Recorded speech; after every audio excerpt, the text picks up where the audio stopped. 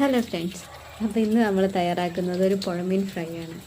നമ്മൾ അവിടെ നിന്ന് അടുത്ത പുഴയിൽ തന്നെ കിട്ടിയ മീനാണ് കേട്ടോ. എനിക്ക് ഭയങ്കര ഇഷ്ടമാണ്. നമ്മൾ വാങ്ങുന്ന മീനെക്കാട്ടിൽ രസമായി പുഴയിൽ നിന്നൊക്കെ കിട്ടുന്ന മീൻ.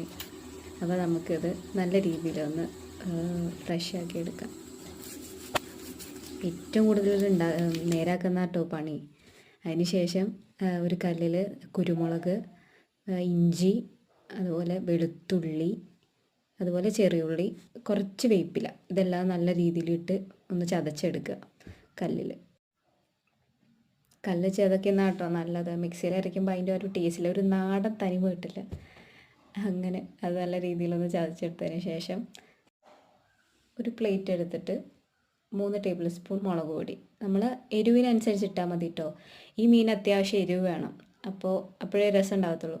പിന്നെ ഒരു 1/2 സ്പൂൺ മഞ്ഞൾപ്പൊടി, പിന്നെ കുറച്ച് മല്ലിപ്പൊടി, പാകത്തിന് ഉപ്പ്, പിന്നെ നമ്മൾ അരച്ച് വെച്ചിട്ടുള്ള അരപ്പില്ലേ അതും കൂടി ചേർക്കുക. അതിന് ശേഷം നമ്മൾ ആ നാരങ്ങ നീര് ഒരു ചെറിയൊരു കഷ്ണം നാരങ്ങ നീര് ചേർത്ത് കഴിഞ്ഞാൽ നല്ലതായിരിക്കും. കാരണം ഒരു പുളിപ്പ് ഉണ്ടാകുന്ന ഭയങ്കര രസമാണ് മീനിലൊക്കെ. അപ്പോൾ പെട്ടെന്ന് ആ മസാല പിടിക്കാനും അതിനൊക്കെ നല്ലതാട്ടോ. എന്നിട്ട് ഇത് നല്ല രീതിയിൽ മിക്സ് ആക്കി എടുക്കണം കേട്ടോ. കാരണം എന്നിട്ട് ആ മസാല മീൻ അതിലോട്ട് ചേർക്കുമ്പോഴാണ് അത് സെറ്റ് ആവുള്ളൂ. അപ്പോൾ ഇത് ഭയങ്കര ഡ്രൈ ആണ്. അപ്പോൾ നമുക്ക് കുറച്ച് വെളിച്ചെണ്ണ കൂടി ഒഴിച്ചു കൊടുക്കാം. നല്ല രീതിയിൽ തിരുമ്പി പിടിപ്പിച്ചിട്ട് നമ്മുടെ മീൻ അതിലോട്ട് ഇട്ടിട്ട് മസാലയൊക്കെ അതിൽ നല്ല തേച്ച് പിടിപ്പിക്കുക കുറച്ച് നേരം. എന്നിട്ട് അങ്ങനെ തന്നെ ഇരുന്നോട്ടെ.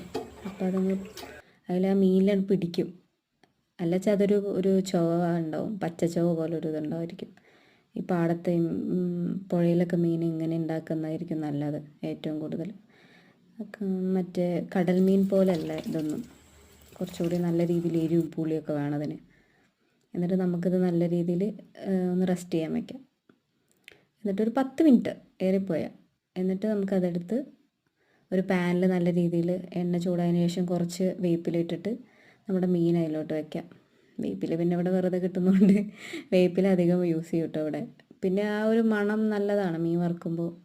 അപ്പോൾ നല്ലൊരു സ്മെല്ല് വരുന്നുണ്ട്. കാരണം ആ ഇഞ്ചി, വെളുത്തുള്ളി അരച്ചിട്ട് നമ്മൾ മീൻ കൂട്ടുകൊണ്ട് നല്ല രസം.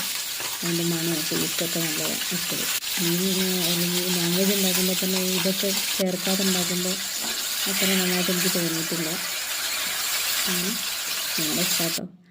അങ്ങനെ നമ്മളതൊക്കെ മീൻ റെഡിയായി. പിന്നെ അത് സെർവ് ചെയ്യുക. ഇഷ്ടം പോലെ ചോറിക്കോ അല്ലെങ്കിൽ വെറുതെയൊക്കെ കഴിക്കാം നിങ്ങൾക്ക് ഇഷ്ടത്തിന്.